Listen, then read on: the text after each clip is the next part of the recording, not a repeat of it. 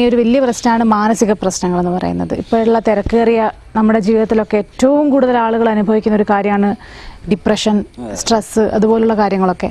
അപ്പോൾ പ്രകൃതി ചികിത്സയ്ക്ക് ഇത്തരം അസുഖങ്ങൾക്ക് എന്തെങ്കിലും പ്രതിവിധി കണ്ടെത്താൻ കഴിഞ്ഞിട്ടുണ്ടോ?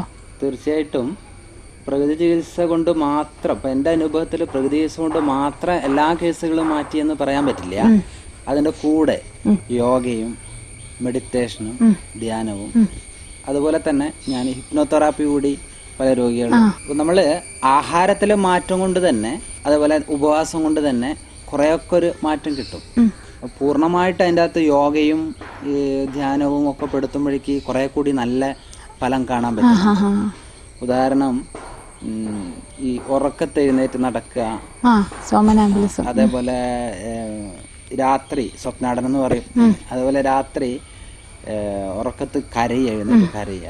പിന്നെ ചില വ്യക്തികളുണ്ട് റൂമിലൊക്കെ ഇരുന്നിട്ട്, റൂമെല്ലാം പൂട്ടിയിരുന്നിട്ട് വെറുതെ സംസാരിക്കും, വെറുതെ ഇങ്ങനെ ചിരിക്കും, ഇങ്ങനെ കരയും, അങ്ങനെയുള്ള പ്രകൃതക്കാരൊക്കെ ഉണ്ട്.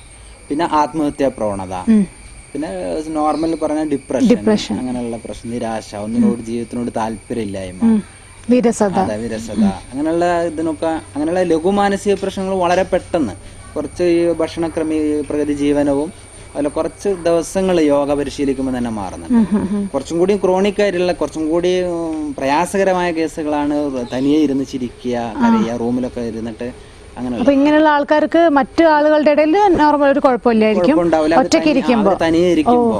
അപ്പൊ നമ്മൾ ഇങ്ങനത്തെ ഒരു കേസ് ഒരാൾ വിളിച്ച് കഴിഞ്ഞാൽ തന്നെ ഞങ്ങൾ ആദ്യം ചോദിക്കുക അവർ മറ്റുള്ളവരുടെ മുന്നിൽ എങ്ങനെയാന്ന് ചോദിക്കും. അപ്പോൾ പറയൂ അവരുടെ ആരുടെയും മുന്നിൽ പ്രശ്നമില്ല, ഇവര് തനിയെ റൂമിൽ പോയിരുന്നാൽ കരയും, തനിയെ റൂമിൽ നിന്ന് ചിരിക്കും, എന്തെങ്കിലും പറഞ്ഞുകൊണ്ടിരിക്കും, മറ്റൊരാളുടെ മുന്നിൽ ചെയ്യുന്നില്ല. അപ്പൊ അവർക്ക് ബോധമുണ്ട്, അത് കുറെ കൂടി എളുപ്പമാണെന്നുള്ള. എന്തുകൊണ്ട് എങ്ങനെ വരാൻ കാരണം? അപ്പൊ അത് ശരിക്കും പറഞ്ഞാല് നിരന്തരം അനുഭവിക്കുന്ന സ്ട്രെസ്സുകൾ ആവാം, അതേപോലെ തന്നെ ചില ഷോക്കുകളിലൂടെ വരാം, ചില ആൾക്കാർ വേണ്ടപ്പെട്ടവരുടെ മരണം, പിന്നെ നിരന്തരമായിട്ടുള്ള നെഗറ്റീവ് തോട്ട്സും നമ്മൾ അതിലേക്ക് മാറ്റും.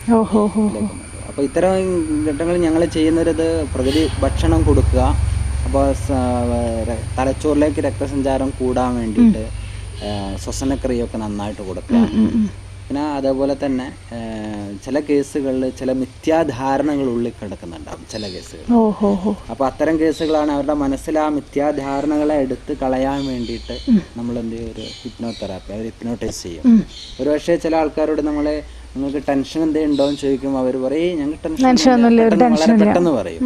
ആ പെട്ടെന്നുള്ള ആ പറയൽ ഞങ്ങൾക്ക് മനസ്സിലാവും അവർക്ക് ടെൻഷൻ ഉണ്ടെന്ന്. അപ്പം നോർമൽ വീണ്ടും സംഭാഷണത്തിലേക്കൊക്കെ വന്നിട്ട് ഇടയ്ക്ക് കയറി വീണ്ടും ചോദിക്കും, അല്ല എന്തെങ്കിലും ടെൻഷനൊന്നുമില്ല. അപ്പൊ ടെൻഷൻ ഇല്ല എന്ന് പറയാൻ അവർക്ക് പ്രത്യേക ഒരു ശ്രദ്ധ. അപ്പോൾ അതിൽ നിന്ന് മനസ്സിലാവും ഞങ്ങൾക്ക് ടെൻഷൻ അവർക്ക് കൂടുതലുണ്ട്. അപ്പൊ ഞങ്ങൾ എന്ത് ചെയ്യുന്ന വെച്ചാൽ അത്തരക്കാരെ നമ്മളൊന്ന് മാനസികമായിട്ട് എങ്ങനെ ഉണ്ടെന്ന് നോക്കുക, മനസ്സിന്റെ പവർ എങ്ങനെ, കോൺസെൻട്രേഷൻ എങ്ങനെ ഉണ്ടെന്ന് നോക്കാന്നൊക്കെ പറഞ്ഞ് കൊണ്ടുപോയി അതൊക്കെ ഹിപ്നോട്ടൈസ് ചെയ്യും. ഹിപ്നോട്ടൈസ് ചെയ്ത് കഴിഞ്ഞ് ആ ഹിപ്നോട്ടിക് നിദ്രയ്ക്ക് വിധേയമായാൽ ടെൻഷൻ ഉണ്ടോ എന്ന് ചോദിച്ചാൽ അവർ പറഞ്ഞ ടെൻഷനേ ഉള്ളൂ എല്ലാ കാര്യങ്ങളും.